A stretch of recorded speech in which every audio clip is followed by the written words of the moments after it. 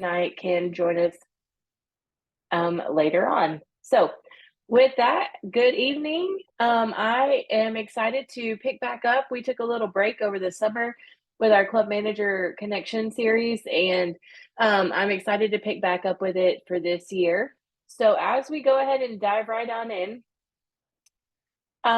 this is what we're going to talk about tonight. We're going to do a few little introductions, and then we'll talk about what we're going to talk about tonight, and then dive into risk management, actual club management, engagement, and keeping those kids involved in your 4-H clubs. And then we'll have an opportunity for you guys to share some ideas with each other and then take questions at the end. And so if there's anything that comes up throughout the presentation, feel free to jump in and interrupt and ask questions. I love those interactive things, and they make the presentations way more fun. And so you're not just sitting here listening to me drone on for however long it takes. So with that, we're going to get started. My name is Megan Schaefer. I currently serve as the District 8 4-H Program Extension Specialist for 4-H Youth Development. But I've had roles previously as a county extension agent in 2 different counties, as a 4-H volunteer, and like all of you, a club manager. When there were vacancies in the counties that I worked in, I got to fill in as club manager. So I've literally walked in your shoes and know what it's like to maybe not know where to jump off or how to do all the things as a club manager or how to just keep things fresh. So that's enough about me. What I want to know from you guys is who you are, where you're from, and how long you've been a club manager. So, Julie, you're the not Julie. Yeah, Julie, you're the first person I see. So you get to jump us off. Okay, I'm Julie Richardson. I'm at Waco High, and we have a Waco High 4-H. And I've been the club manager for 7 years. It's been a labor of love because Waco ISD doesn't necessarily recognize agriculture. And so for the first few years, I would have to do a presentation to the school board, but now I don't have to do that anymore. So I've made progress, and we're slowly growing the clubs and getting more kids in and getting them active into different competitions. Awesome. I love that. Pam. So I am Pam Hanson. I'm with the Robinson 4-H group. This is my second year. I want to say it's our 4th year in the club. So I was only in it 2 years and got thrown into being the manager role. So anyway, here we are. Yeah. Awesome. Hi, Heather. Thanks for joining us.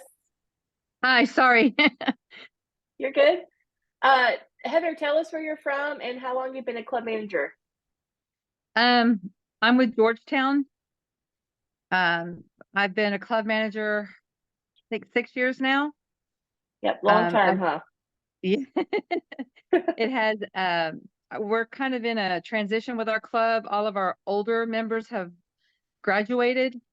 So I have a very young club. So it's almost like starting over, plus a lot of new families right now. Yeah. My oldest is a freshman in high school, I believe. Okay, very cool. Okay, well, with that, thank you all for sharing. We're going to dive right on in, starting with probably the not so fun stuff, just to kick us off, but to get it out of the way, we always have to talk about risk management.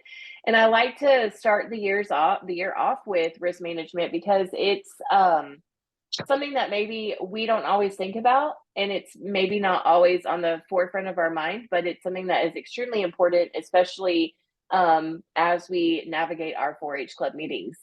The second thing we'll talk about is club management and what the heck are you supposed to be doing? You know, I think no matter how long you serve as a club manager, there's always something new that comes up that you're always kind of surprised by, and maybe you know, things have changed a little bit, or the kids have changed a little bit, and so just kind of how do you navigate that water?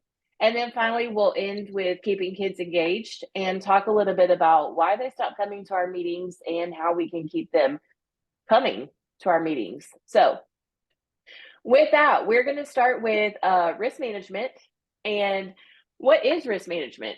Well, the literal definition of risk management is the continuing process of identifying, analyzing, evaluating, and treating loss and exposures and monitoring risk and control and financial resources to mitigate adverse loss of adverse effects of loss. So basically, risk management is just figuring out what can happen and how to troubleshoot it. And why do we need that? You know, there's a lot of words in there that maybe don't necessarily apply to a lot of things in Texas 4-H, but in Texas 4-H, the way that risk management comes into play is in the form of programs for minors. These are the steps that we follow when we're hosting events, meetings, practices, etc. Ultimately, we want to make sure that your club, and your kids are all protected. And so because of that, we have to have some sort of checks and balances to ensure that the appropriate steps are being followed, and making sure that we have the necessary level of safety. Going a step further than the steps that we normally take, I've used this a lot with agents, but there are some things with the world and how it's changing today. I just feel like everyone needs a little bit of a reminder when it comes to this particular topic, and that is students and social media. Best practices tell us not to engage, especially from your personal accounts. This goes for things like Instagram, Facebook, and especially Snapchat. Kids are wild today and things happen. People can make up whatever they want, and it's best to not put yourself in a situation that could turn bad. Also, if you did not see it happen, you cannot prove that it happened. And so if they're acting full on social media and you don't see it, you allow someone else the opportunity to come and tell you about it and retain the option of dealing with it then. If you see it with your own eye holes, you are obligated to act on it. The second thing is, don't let yourself be on your own with a student other than your own child, period, end of story. It doesn't matter how close you are to their family or how well you know them. When you are alone with a kid in a vehicle or at a club meeting or in a room, you're opening yourself up for a situation that you probably don't want to deal with. I told y'all this was the bummer of the topic to talk about tonight. We're going to get past this and go into the fun stuff in a minute, but we are no longer in the days where I can pick a kid up and take them to an event and bring them back home. Just me and that kid. We are now in the days of, if that kid gets mad at something I did or said, and then tell someone that I did something inappropriate, it's now a he said, she said, and a lot of the times they believe the kid. And we've seen careers ruined over that. We've seen families ruined over that, things like that. And so it's best to just not open yourself up to those kinds of situations, and to equip your volunteers in your club to also understand the risk of situations like that as well. So let's say something happens at your club meeting. Who do you call? Well, if no one is in immediate danger, the first call you make is to your county agent. They are trained and equipped to help walk you through situations. And if they're not, then they call me and I walk them through the situations the best that I can. Those situations that come up typically have to do with things like enrollment and insurance and liability. Those are two huge things for us. I get asked a lot, who has to enroll? Well, that's an easy question. Everyone needs to be enrolled in 4-H Online. Those students who are going to be participating in your club, meetings, practices, it doesn't matter what it is. If they come to more than one meeting, they should be enrolled. I know a lot of the times we give them maybe a grace period of 1 to 2, maybe sometimes 3 meetings. We let it kind of stretch out a little.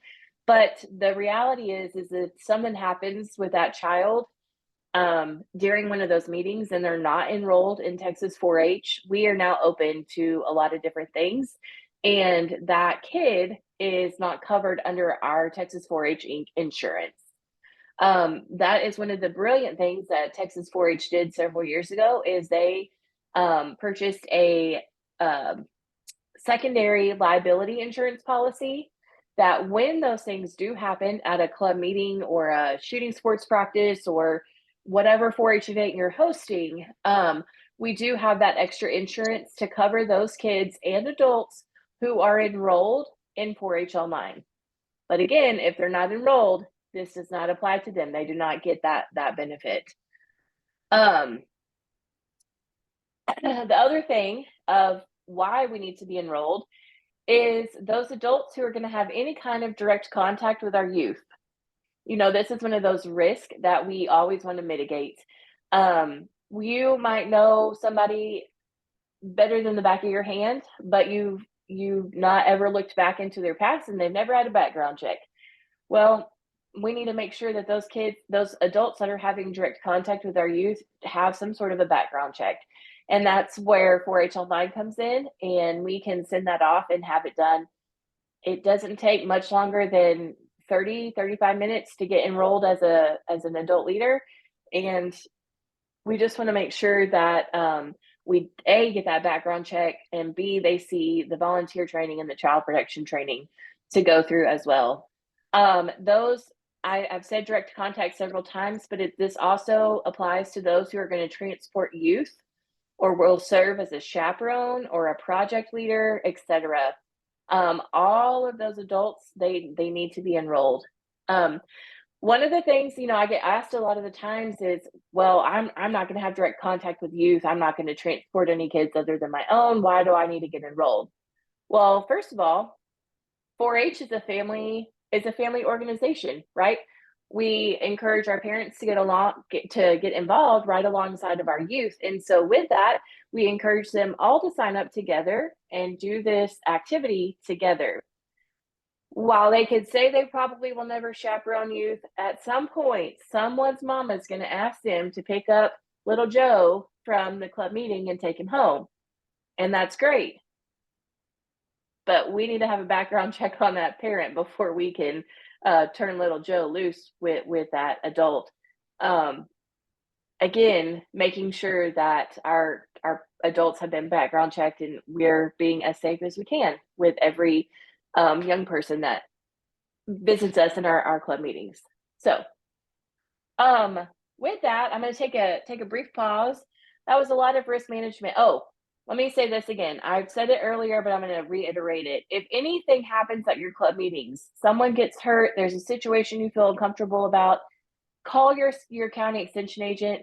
Especially if someone gets hurt, there's paperwork that has to be filled out pretty quickly after an incident happens.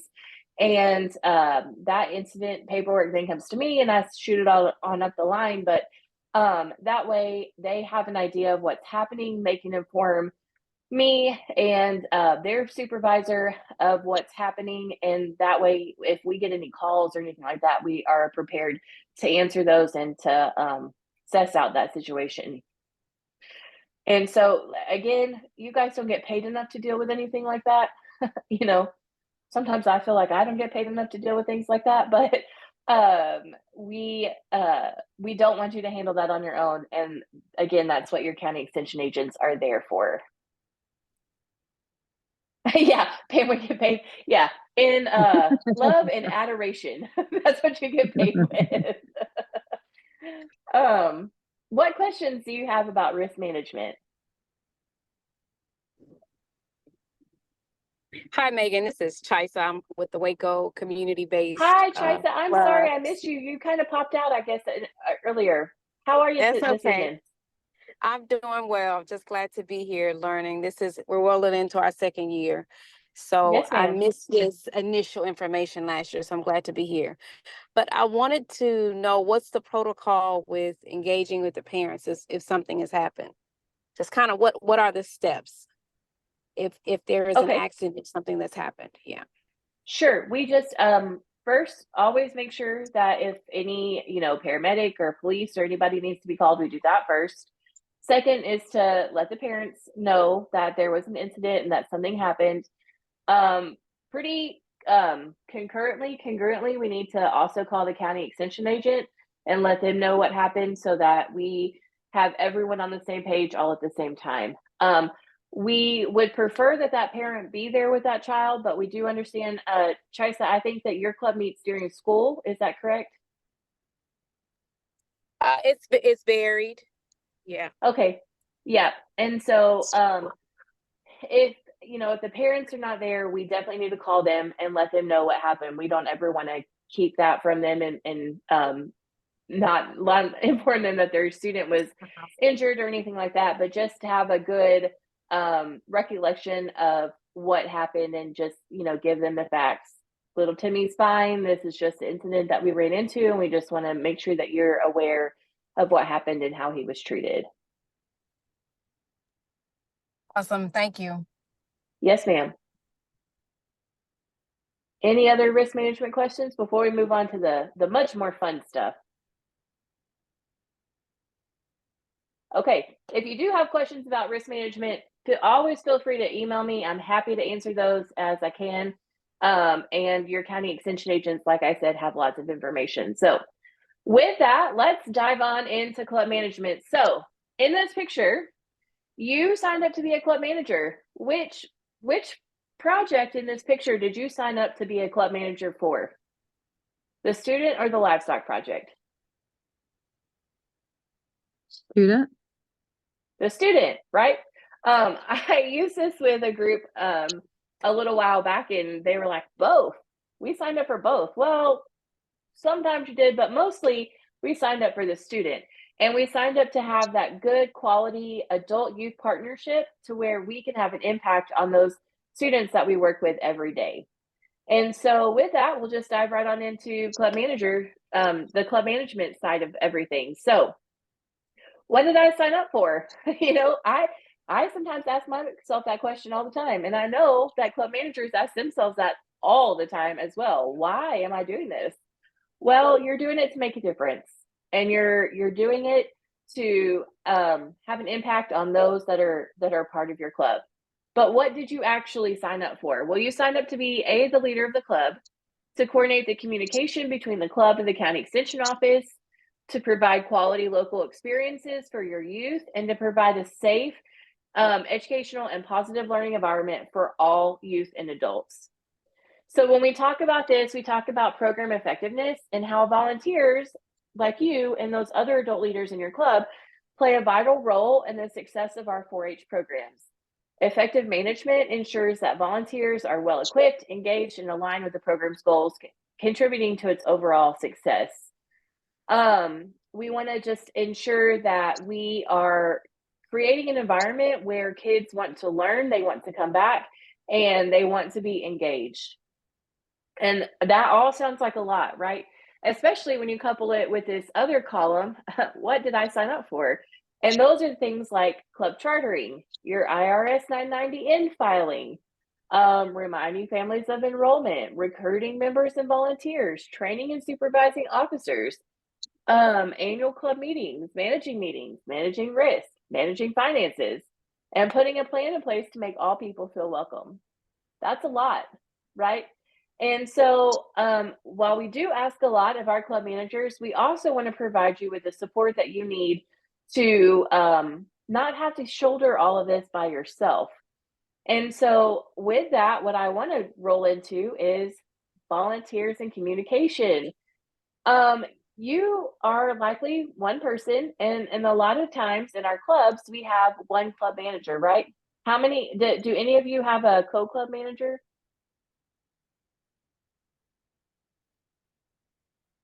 No. No. Okay. Awesome. Well, and we see that a lot. What I recommend is that there always be a backup.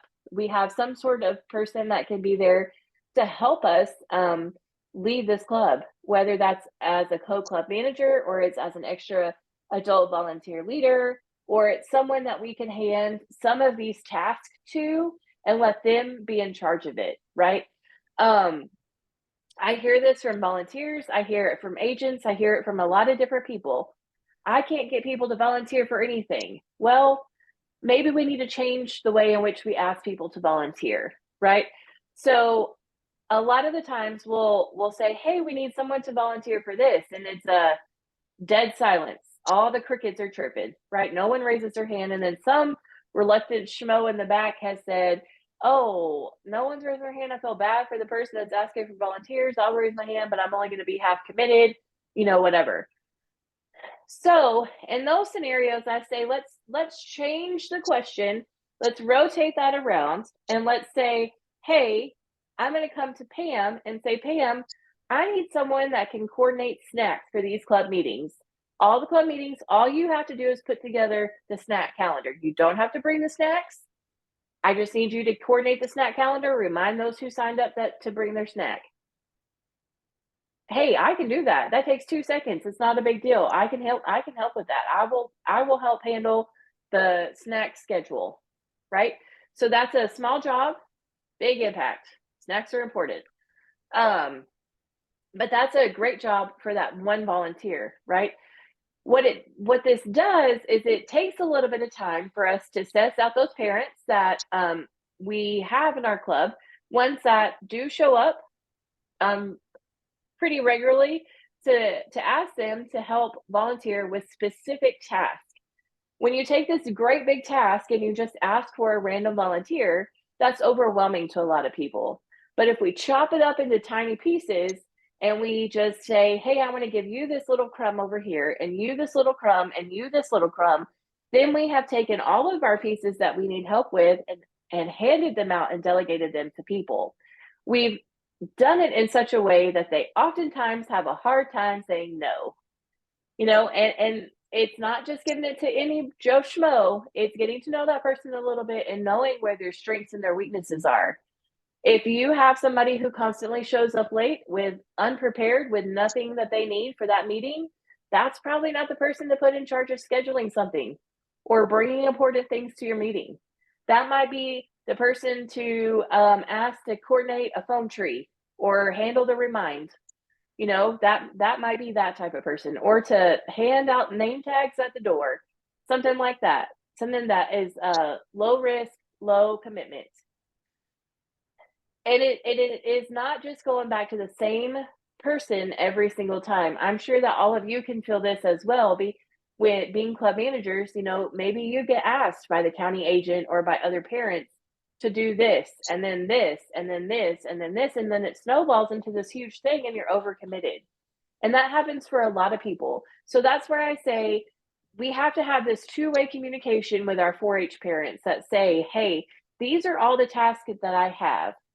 I need this one to go to you. I need this one to go to you, etc. With that, though, we have to give them the resources and the expectations of those tasks, right? So I have this task of getting the snack schedule together. My expectation is that you handle the snacks. Again, I said earlier that you don't have to bring them. All you have to do is get people to sign up for them. Is there training required for that? Probably not. Do we have to have a lot of other things that go with that? Probably not. Are they going to do it exactly the way that you did it? Probably not. And it's going to be okay. As long as snacks show up to the meeting, who cares how they got there? And so that's where we have to kind of reevaluate the way that we think about working with those volunteers in our 4-H clubs. Again, it goes back to communication. They don't know what they don't know, and they don't know how to do what they don't know how to do. And so maybe we ask the county agents to come in and partner with you to help train our club volunteers on specific things. Maybe they need more help on carrying some project loads.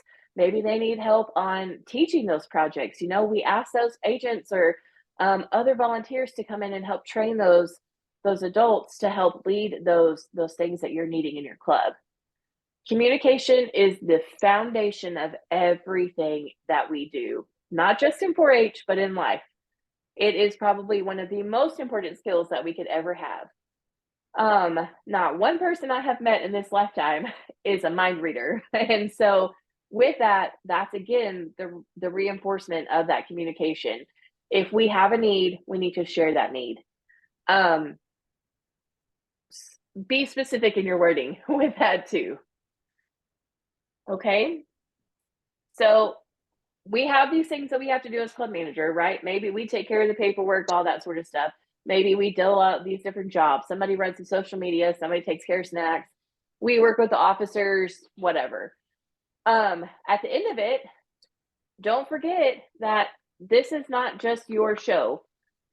every club has a set of students in it that is supposed to be their leadership, and they're supposed to be running those clubs. And that's where we get into the engagement part. Okay. First of all, who are kids going to learn best from? You or each other? Each other. They're going to tune out when you start talking. I can tell it every single time when I get up in front of a room of kids after I'm speaking next to one of the district council officers, eyes glaze over. I mean, it's like a legit thing. You can see it. But when I put that kid back up there, they could be talking about the most pointless, dumb stuff in the whole world. And those kids are like tuned in on what they have to say because they're a leader and they're standing up in front of them as that leader. And so that's where we empower our club officers or ambassadors or leadership team or whatever you call it to do those jobs. We give them the tools they need to lead those meetings, to have fun and make it exciting to be there. What does a meeting look like? What should it have? Well, one, we should have some sort of agenda. How do we keep kids engaged right that second in the meeting? Play agenda bingo. In this month's, I don't, maybe it's agenda bingo, maybe it was get to know you bingo. In this month's, what's it called? Whatever, club manager connection newsletter. I put a link to a bingo card that is in our Google Drive that you could print out. You could tailor it for however you want to use it, but you could make agenda bingo and say, okay, here's a bingo card for everyone when you walk in. And let's say when we hit the minutes, you check it off. When we hit the treasurer's report, you check it off. When we hit the program, you check it off. Oh, look, you got a bingo right there, you know, and they win. Maybe they don't get a prize, maybe they do get a prize, but it's something fun to keep them engaged during that meeting because they're paying attention to where all the things on the agenda are. And they're also learning in the process of that. With the agenda, it is the most frustrating. I cannot preach this enough. I've said it, I think, at every club manager connection thing that we have done. But when we look at the agenda, it should not be our kids sitting up there reading the county newsletter or reading the calendar to the entire group. That is the most boring thing in the whole world, right? That is so not fun. And that makes people not want to come back. I will tell you, the number one reason kids want to come back to a club meeting is because they had fun. It was exciting. The number one reason why their parents bring them back is because the kids had so much fun, they won't shut up about it. The number two reason is because the kids are learning invaluable life skills that they're going to need down the road. But we don't keep the kids if we don't, and I hate to say this because it drives me nuts, but we don't keep the kids if we don't entertain the kids. They have to learn, they have to be engaged, and they have to do it in a fun way. So how, I put this statement on there. It says, provide them with opportunities to learn, lead, eat, and recreate. Okay, we want to learn all the things about our 4-H projects. We want to lead and be leaders of our club. We want to eat those snacks that Joe's mama coordinated. And we want to recreate and have fun and run around and get all of our wiggles out. How long should a meeting be? Have y'all ever heard the saying, the mind can retain what the butt can sustain? It's even shorter for kids, right? 30 minutes tops is a great meeting for kids. 30 minutes for the agenda part of it. Now, on the agenda, the next 30 minutes should be a program of some sort. I've used this statement before too, and I've used it in a lot of different ways. I've said it on a podcast and it's been around the world, but these meetings have to be deodorant worthy. And what I mean by that is that if I'm going to take the time to come home from work to get my kids fed and get them back out the door to go to a 4-H club meeting, I got to put more deodorant on and freshen myself up, right? Because it's been a long day and we got to do some freshening up. So if I'm going to freshen myself up to go back out into public, it better be worth it. And so that's how I feel about club meetings. That's how I feel about any meeting, to be quite honest. But if it is not worth it, they're not coming back. And so they have to be engaged with that. So with that program, we have to have some sort of learning that happens, right?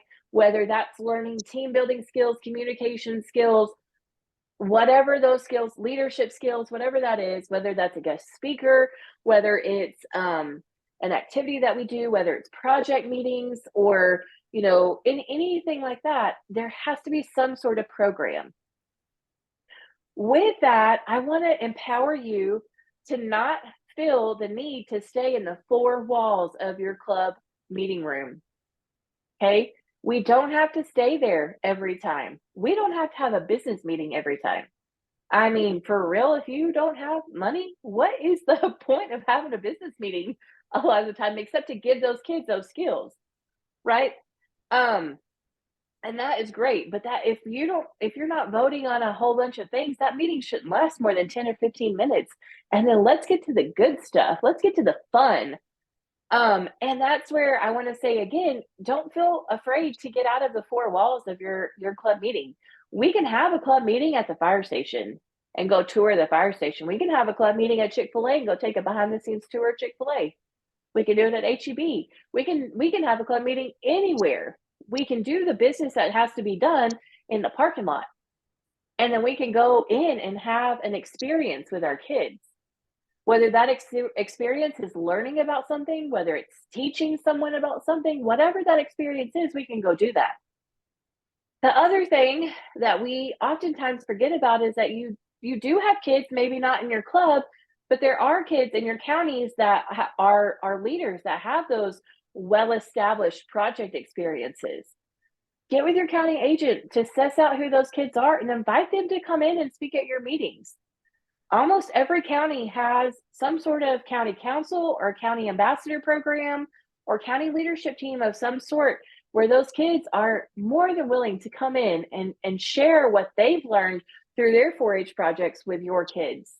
And I think that is a great opportunity to cross some county barriers oftentimes, and get those kids some experience and some looks at what a project looks like outside of the four walls of their club.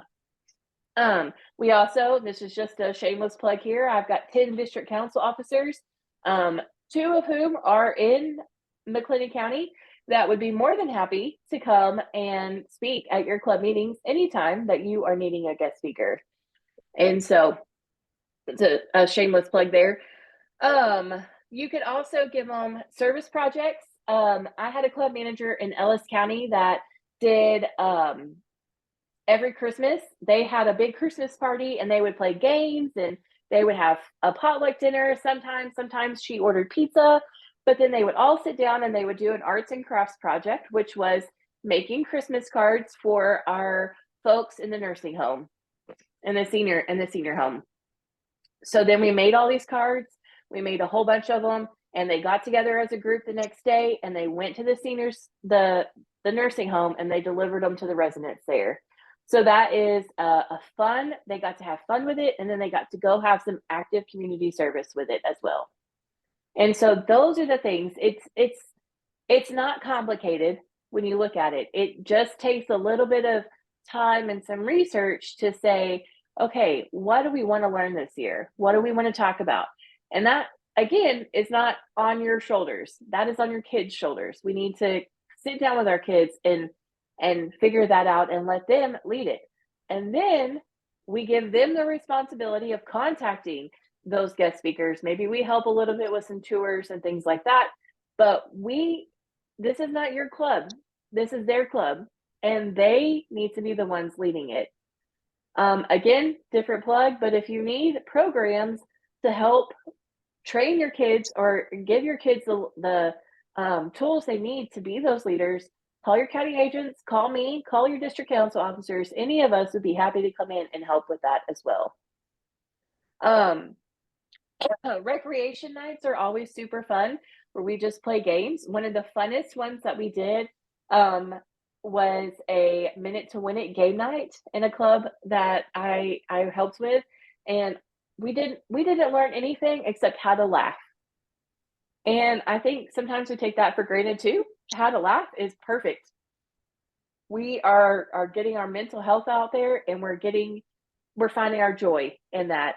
And those Minute to Win It games, I mean, you're looking at a 5-year-old that's got these little tiny Oreos on their head, and they're trying to squirt you down into their mouth. It's hilarious. It's so fun. Or you get somebody with a dot of Vaseline on their nose, and they're trying to pick up cotton balls and put them in a bowl. So hilarious. Um, one game I found was we took tissue boxes and we put ping pong balls in them, and you tie the tissue boxes to your waist, and you have to shake the ping pong bottles out. And those kids look ridiculous, but it was hilarious, and they laughed so hard. And that was one of the funnest things that we did. I just collected old tissue boxes at the office, and I had ping pong balls already, and we just put them on, and we had a blast with it. But giving them those opportunities to do things like that.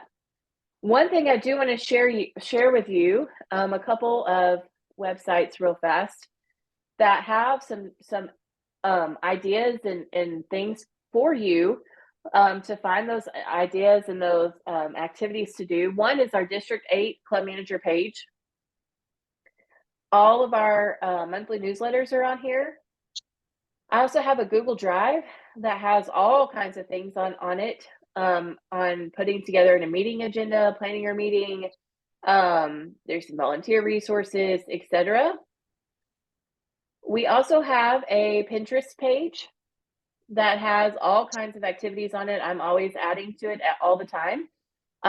There's service projects, career prep. There's some record book stuff on there, but who cares about that? Let's worry about the fun stuff. Photography, public speaking. There's some project specific resources, 4-H meeting ideas, etc. And you can just search District 8 4-H and it'll pop right up for you.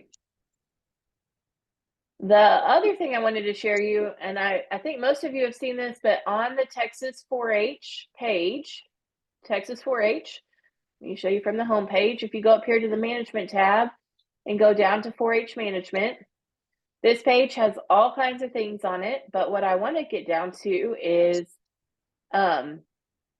this section called Enhancing the Club Experience. And this has some games to play on here. No Knots activity is like the human knot where you're untangling our hands. Agenda Mania is how we learn to put together an agenda. There's some different activities on there. There's Group Juggle is a fun one where everyone stands in a circle, and we have like maybe 10 or 12 objects, and the first person gets the first object, and they say their name and they throw it to somebody, and the person that catches it says their name, and then they throw it to somebody. And as we're throwing that item back and forth around the circle, we add more items in, and we have to continue in this exact same pattern. So we're learning everybody's names, and it's not mass chaos. But that's a fun one. There is some information about ages and stages, just kind of working with kids and their different developmental states and things like that. That's a whole different lesson. We're not going to dive into that tonight. There are these monthly meeting topics. There are 4 different ones for each month. And in here, they have like your whole meeting planned out. They have a club manager checklist. They have a recreation game and all the details that go in with that game. They have a community service project idea. If you do a flag ceremony, none of the clubs I work with do. Icebreakers. What is this one? Inspirations and a program idea. Not all pieces of each month are super awesome, but every month has something in it that is great to use. And so there's 4 of them for every month for all of the months that we meet with our clubs. And those are there on that management page for you to use as you see fit. The other thing I wanted to show you, because I just found this one the other day, is if you go to youth and go down to projects, and then we're going to go to leadership and citizenship and down to leadership. If we go all the way to the bottom here, these are icebreakers to play. They're different ones that I haven't really seen much before, but they look like lots of fun, and they have, well, I've seen some of them, but there are lots of different ones on here that you could play. Some that require minimal supplies, some that require no supplies, and you could use those to start your meeting off with. We talked about Pinterest earlier. Pinterest is always one of my most favorite places to go to find ideas for club meetings. Canva is a great tool to have to be able to grab those activities off of there. I usually just go search for team building activities for youth or fun minute to win it games for youth, something like that. And then it usually has something in there that we can find to play. So again, I'm gonna stop talking for a second. What are the things that you've done in your club that your students really seem to enjoy?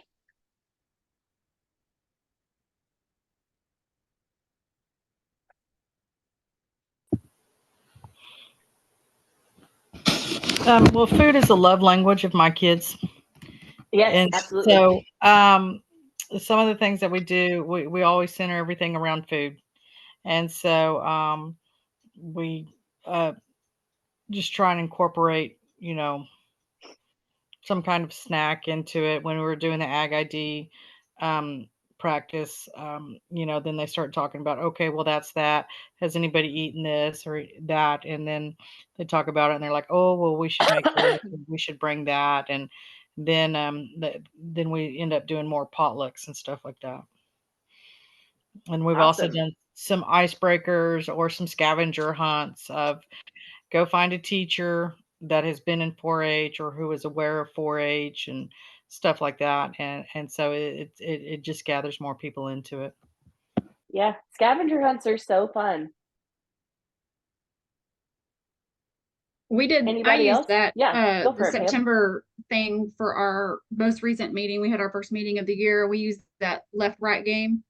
We have a lot of little kids in our club now, and our offices are older, so our officers helped me more than they were in the game. But we read the story where, Mr. Right turned left and blah, blah, blah. Yeah. And I had a ton of swag. I had a bunch of just like 4-H tattoos, pencils, suckers, Yeah. that kind of stuff. So I gave everybody one of those, and then we played the game, and then that way, whatever they ended up with, that's what they got to take home. And I thought they all really Oh, enjoyed that. yeah, that's so fun. I love that. Anybody else? Okay, what is something that you would like to try that you haven't thought to try before?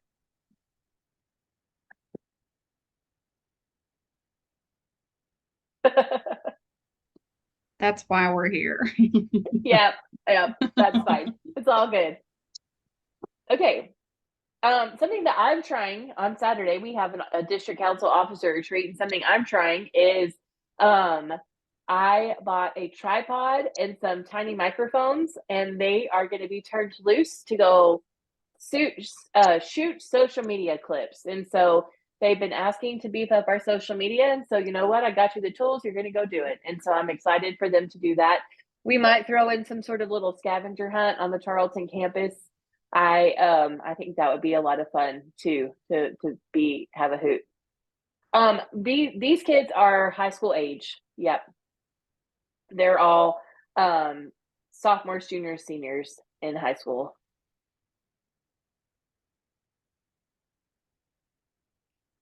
Okay. Now is the other part of your turn. What questions do you have? What are the burning things on your mind about club management?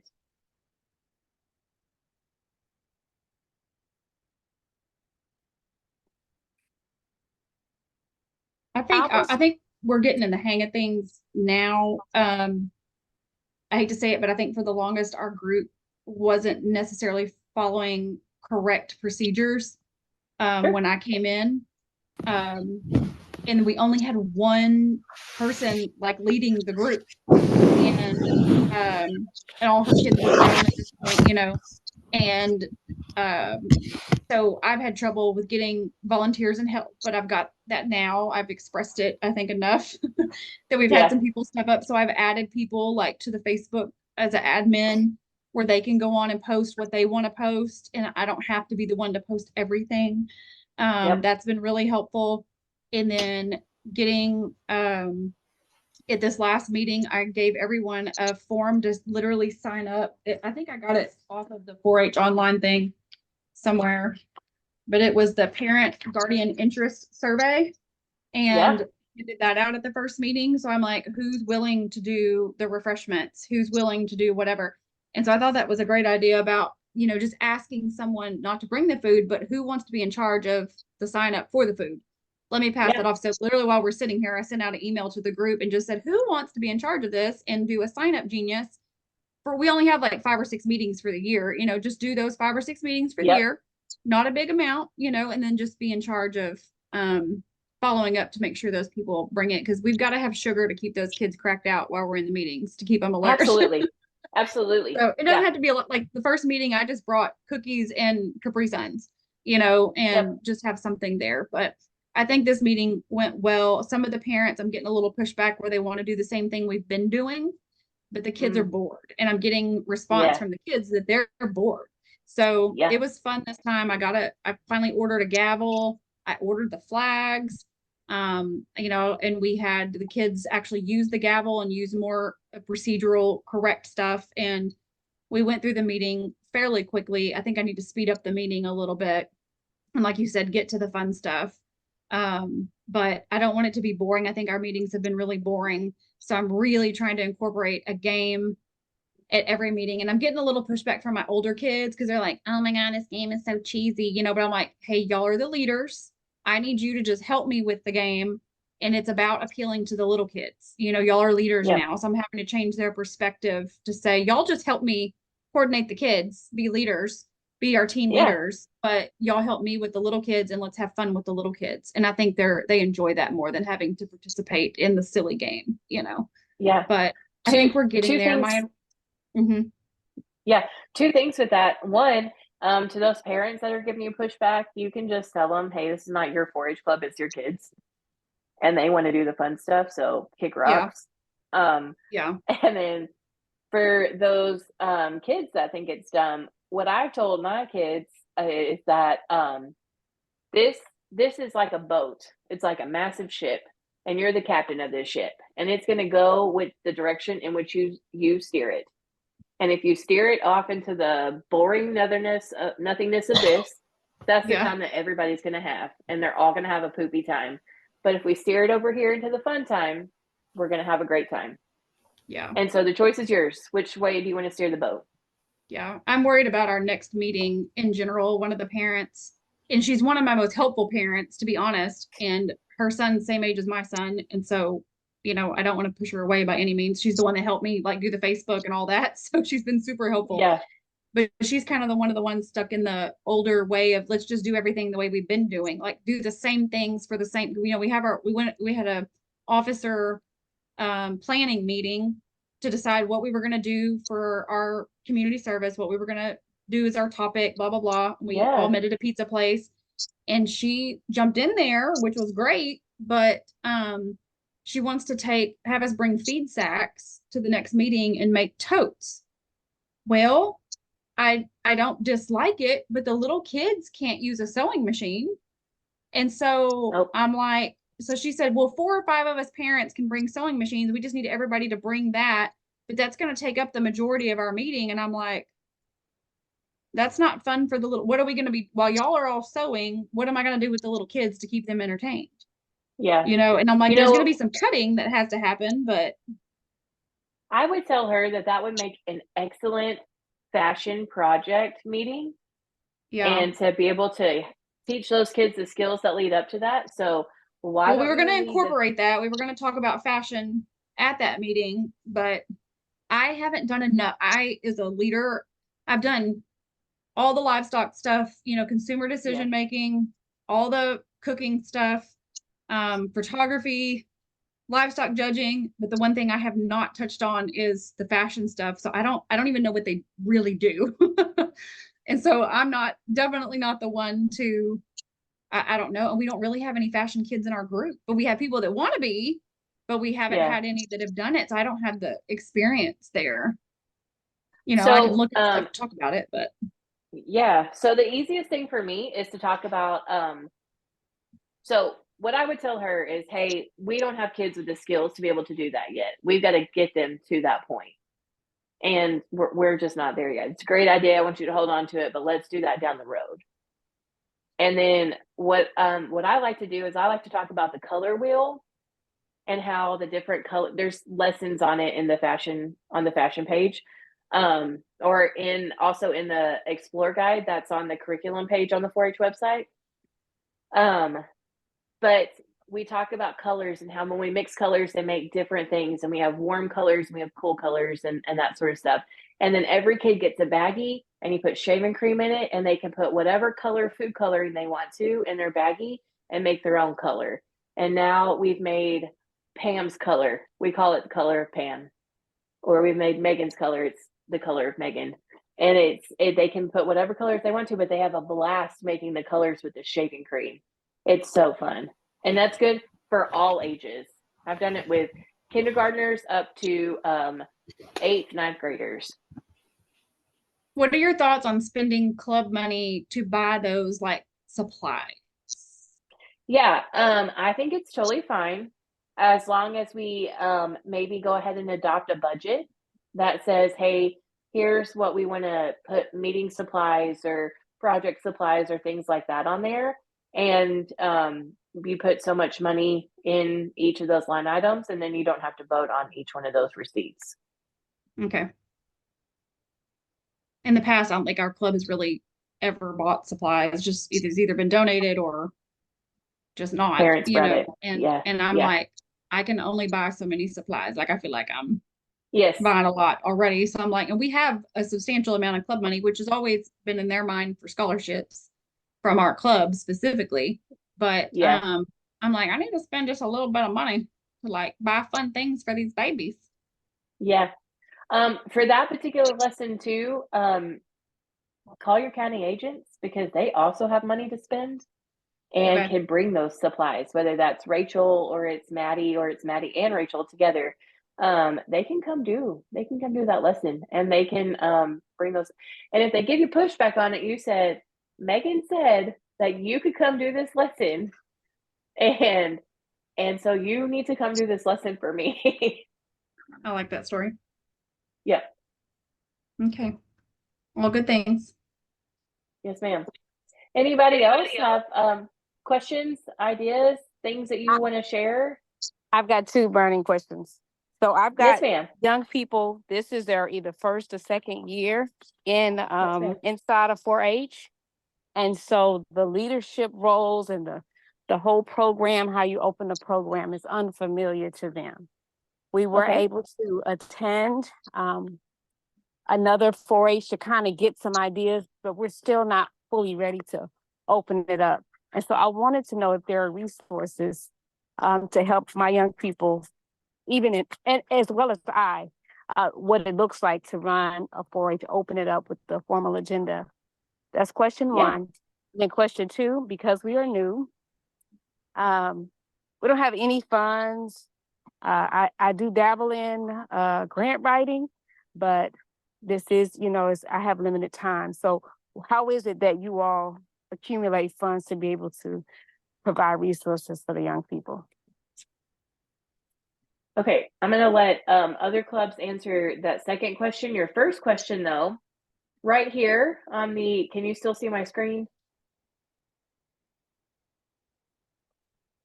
Yes, I see it. Okay, let me share it again just to make sure they got it. Okay, on the Texas 4-H page, if you go to youth projects leadership, we're down here with this Leaders for Life program, Take the Lead. And this one helps us learn how to run club meetings.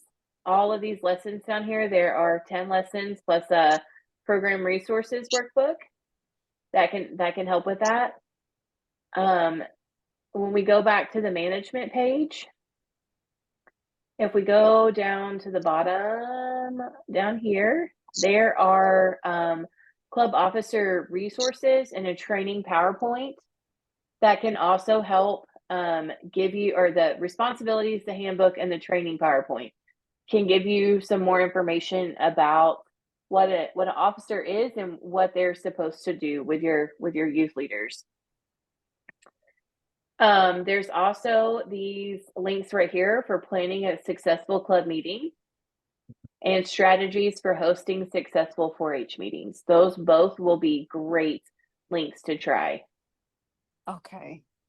And we don't have an established leadership team. So my goal was just to put the youth that were in the program last year, because they had at least 1 year's experience, to put them in a role to serve as leaders. And I guess the following year we can get the official voting process for the leaders. Yeah, that's totally fine. However you need to do it to start out with, to get those kids experience. You know, you could also do a rotation where 1 week this kid's the president, 1 week this kid's the vice president, secretary, treasurer, parliamentarian, reporter, and the next week we rotate and everybody tries a different office. You don't have to you don't have to be set in those things right now starting out. You can try all the different things and let the kids experience what it's like to be president and what it's like to be secretary. You know, when kids find out as secretary, I got to write down what happens during the meeting, they quickly run away from that job, you know? And so, those you can do it however you want to, and however your kids want to. I personally think that rotating the positions around until they're comfortable with something, and then maybe holding elections next year after your kids get a little bit of a feel for what it's like to run a club meeting, then that might be more beneficial to them than just putting kids here and there in those different positions. Thank you. That's a great idea. Yes, ma'am. Also on this management tab for curriculum and resources, down here are the 4-H Explore guides, and we have these leadership ones that talk about being a leader, and not necessarily an officer role, but just being a leader in general. And those are great ones to utilize as well. I've used this personal leadership development one several times, and I really like that one. On a side note, if you're ever looking for club activities, all of these have things that go with your 4-H projects and can help give you some ideas for some activities or games to play or things like that. Lessons, learning lessons, all of that kind of stuff. They're all 6 lessons long, and each lesson should take less than an hour to complete. You don't have to do all 6 of them. You can pick and choose which ones you want to do, but it kind of gives you just a general idea of that particular project. Okay, your fundraising questions. I'm going to kick that to the other club managers to talk about what they do to raise funds for their clubs. With Georgetown, we do a couple different things. One of our big ones is we go to Sun City and help the elderly with their Christmas lights. They have Christmas lights outside, so our kids will go out and put the Christmas lights out for them and help them do that. And we get donations for putting them out and picking them up. And that's one of our big ones that we do every year. For Robinson 4-H, our most or our best fundraiser, I guess, is t-shirt sales. Where we make the money is getting sponsors for the t-shirts, and we've only done them at $100 or $200, and we get local businesses, and most of them for $100, $200 will gladly do it. $200 get your logo, $100 just gets the name of the business on the shirt, and we usually make about $5,000 to $6,000 on that. Wow. So that's just in sponsorship. So that totally pays for the shirts. And then then we sell the shirts to our members for like $15 a piece. So then we make actual t-shirt money from that also. So that's been our biggest fundraiser. We only do it once every 2 years, and then we have the kids submit a new logo. They have to design the logo, and then we vote on it. So it's another fun art project for them to come up with the logo. Then they vote for it in a meeting, and then whatever they win, that's the logo that goes on the shirt. And then we order the shirts and try to have them wear all the shirts and stuff. But that's been our best fundraiser. We've done car washes. Those, is a lot. And we've only made about $1,000 on that. I think and then we've done a football pots, and that's pretty easy, but that's mostly, again, a parent doing that. The t-shirt thing is kind of a parent doing that. So it's not the kids doing it. But that's really helped us with our scholarship fund. But I think we're one of the few clubs that has scholarships just within our club, not the county. Most of them don't try to raise that kind of money. So, $1,000 could go a long way when you're just buying random supplies and stuff, or food or snacks or whatever. But we do that because we do our own club scholarships as well. And then, like I said, the football pot, I think it makes $1,000 or $2,000, but again, it's a parent doing it. I had an idea just now while you were talking, Pam. You know how teachers put together those classroom wish lists? Yeah. You could do that for your clubs too, like on Amazon, and just put Oh, together a nice. wish list of things that you want for your club. I did see, I've had 2 different counties do this, one club and one county program, where they had a parent that is a Pampered Chef consultant, and they picked out their wish list of things that they wanted for their 4-H kitchen, and put those on the Pampered Chef thing, and hosted a party and invited all their friends, all the folks that they could invite. And it was a stock the Johnson County 4-H kitchen, or stock the Nice. Fashion and Foods kitchen. And they got all the supplies that they were needing off of that. And then the consultant, who also is a 4-H parent, got a pretty good little thing off of it, and booked several other parties from that as well. So that might be something to look into as well, if you're looking for specific supplies. Yeah, that's great. Thank you, ladies. Absolutely. Okay. Are there any other questions that I can answer for you? If not, I have a short little evaluation, and you don't have to do it right now, but if you don't mind taking time later to just answer a couple of questions for me, I'm going to put the link to it in the chat.